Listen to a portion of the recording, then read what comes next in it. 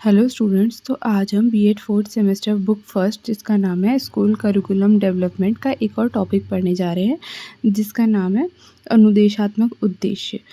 ठीक है, ये शिक्षा के उद्देश्य क्या क्या होते हैं ये हमें बताता है। तो अनुदेशात्मक उद्देश्य क्या होते हैं? अनुदेशात्मक उद्देश्य अथवा शिक्षण उद्देश्य शिक्षार्थियों के व्यवहारिक परिवर्तन के रूप में प्राप्त होते हैं। वे अपेक्षित अधिगम अथवा शिक्षण के प्रतिफल या शिक्षार्थियों में व्यवहारिक परिवर्तन के साथ संबंधित होते हैं।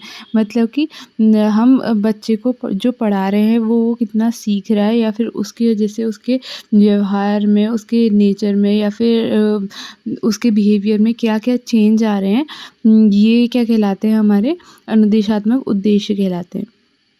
ये हमारे अनुदेशात्मक उद्देश्य होते हैं कि उसके जो हम कैरेक्टर में चेंज ला सकें, उनके नेचर में, उसके बिहेवियर में हम चेंज ला सकते हैं, उन्हें हम क्या कहते हैं? अनुदेशात्मक उद्देश्य कहते हैं।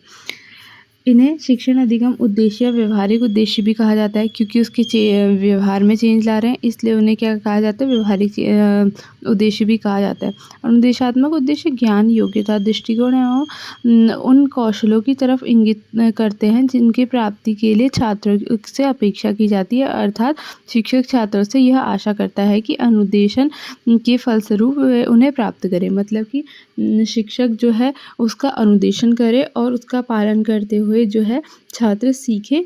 ये सब जो है अनुदेशात्मक उद्देश्य के अंतर्गत आते हैं। उसमें उसकी ज्ञान की वृद्धि होती है, उसमें योग्यताएं आती है, उसका दृष्टिकोण चेंज होता है और वो बहुत सारे कौशल भी सीखता है।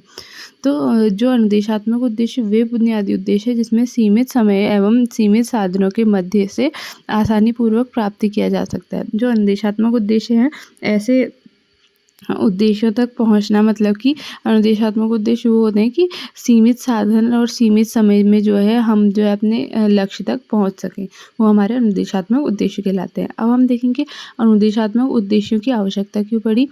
शिक्षण अथवा अनुदेशात्मक अनुदेशन द्वारा, मतलब कि किसी को बताना, अनुदेशन करना द्वारा छात्रों के व्यक्तित्व का विकास करने, उन्हें परिवर्तित किया जाता है। अतः शिक्षण के स्पष्ट उद्देश्य होने चाहिए। मतलब कि हम जो सिखा रहे हैं उसका उद्देश्य स्पष्ट होना चाहिए कि हमें यहाँ तक पहुँचना है या फिर हमें ये अचीव करना है। ठीक है, स्पष्ट एवं निश्चित उद्देश्य निम्नलिखित क्षेत्रों में अपेक्षित परिवर्तन लाने में सहायक होते हैं। जो अगर हम एक निश्चित एम लेके चलेंगे तो उससे हमें निम्नलिखित चीज़ों में सहायता मिलती है। हम क्या-क्या प्राप्त कर सकते हैं? ज्ञान का क्षेत्र, प्रयोग का क्षेत्र, अभिरुचि का क्षेत्र, कौशल का क्षेत्र, दृष्टिकोण का क्षेत्र, व्यक्तित्व तथा चरित्र का क्षेत्र और मूल्यांकन का क्षेत्र। हम ये उससे हमें क्या पता चलता है कि उसके उसके ज्ञान में कितनी वृद्धि हुई है, उसकी अभिरुचि में, मतलब कि उसकी जो है इंटरेस्ट किस साइड पे आया है, उसमें क्या-क्या कौशल आए हैं, दृष्टिकोण मतलब कि उसका नज़रिया कैसा हो गया है, उसका व्यक्तित्व कितना बदला है या फिर उसके चरित्र में क्या चेंज आया है, उसकी पर्सनैलिटी कैसे चेंज हुई है हमारे सिखाने की वजह से। और ये सब चीज़ें जो है हम देखते हैं, मतलब कि उसको कितनी नॉलेज आई है या फिर वो अब उसके इंटरेस्ट किस साइड पे है, या उसने क्या-क्या कौशल सीखे, उसका इंटरेस्ट कहाँ चले गया है और उसका जो है नज़रिया, मतलब उसका पर्सपेक्टिव कैसा हो गया है, ये सब हम देखते हैं। उपयुक्त सभी क्षेत्र महत्वपूर्ण हैं, अतः अनुदेशात्मक उद्देश्य अथवा शिक्षण उद्देश्य इस तरह होने चाहिए कि छात्रों को इन क्षेत्रों के विकास में सहायता प्रदान हो। जो अभी हमने पढ़ा, हमारे अनुदेशात्मक उद्देश्य इस तरीके के होने चाहिए, इतना स्पष्ट होने चाहिए कि हमें जितने भी हमने ये क्षेत्र पढ़े इनमें जो है हमें जो है विकास होता हुआ नजर आए। अधिगम उद्देश्यों अथवा सीखने के उद्देश्यों का संबंध विद्यार्थियों के व्यवहार परिवर्तन से होता है। मतलब कि अधिगम उद्देश्यों का मतलब क्या है कि जो विद्यार्थी है, जो छात्र है जिसे हम पढ़ा रहे हैं, जिसे हम अनुदेशन कर रहे हैं, जिसे हम बता रहे हैं, उसके जो है शिक्षण उद्देश्य इस तरह होने चाहिए कि उसके नेचर में ही हमें उसके परिवर्तन दिखने लगे। ठीक हो गया?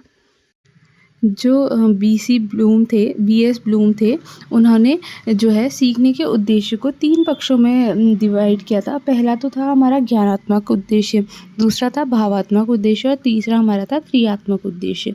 तो सबसे पहला हमारा क्या है? ज्ञानात्मक उद्देश्य। ज्ञानात्मक उद्देश्य का संबंध तथ्यों, ज्ञान तथा सूचना की जानकारी से होता है। अधिकतर शैक्षिक क्रियाओं द्वारा इसी उद्देश्य की प्राप्ति की जाती है। ज्ञानात्मक उद्देश्य मतलब कि कितना वो सीख रहा है, उसे नया ज्ञान प्राप्त हो रहा है या नहीं, उसको हमारे समाज या फिर हमारे देश या फिर इन सब की सूचना है या नहीं, इस सब का ज्ञान हो रहा है या नहीं। ये जो है जो भी हमारा पाठ्यक्रम चल रहा है या फिर जो भी हम शैक्षिक क्रियाएँ करते हैं, इसका मेन उद्देश्य यही होता है कि उसके ज्ञान में जो है वर्धन हो, उसका ज्ञान का वर्धन हो।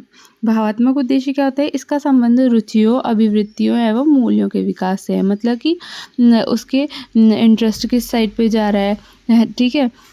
ये सब उसको देखना जो होता है वो क्या कहलाता है? भावात्मक उद्देश्य के अंतर्गत आता है। और तीसरा हमारा क्या है? क्रियात्मक उद्देश्य। क्रियात्मक उद्देश्य का संबंध है शारीरिक क्रियाओं के प्रशिक्षण तथा कौशल के विकास से होता है। उद्देश्य का संबंध औद्योगिक एवं व्यावसायिक प्रशिक्षण से होता है। क्रियात्मक उद्देश्य के अंतर्गत आता है कि वो क्या-क्या कर सकता है। इसमें हम औद्योगिक और व्यावसायिक प्रशिक्षण उसे दे सकते हैं, ठीक है? तो इस तरीके से ब्लूम के अनुसार 3 उद्देश्य हमने देखे, ज्ञानात्मक, भावात्मक और क्रियात्मक। क्रियात्मक में तो वो क्या-क्या कर सकता है ये हम देखते हैं, भावात्मक में उसकी इंटरेस्ट किस साइड पे जा रहा है ये हम देखते हैं और ज्ञानात्मक में उसका ज्ञान का वर्धन हो रहा है या नहीं हो रहा है हम ये देखते हैं। तो इस तरीके से अनुदेशनात्मक उद्देश्य यहीं पर ही ख़त्म होता है और उसकी हमने आवश्यकताएँ भी देखी। So like, share and subscribe.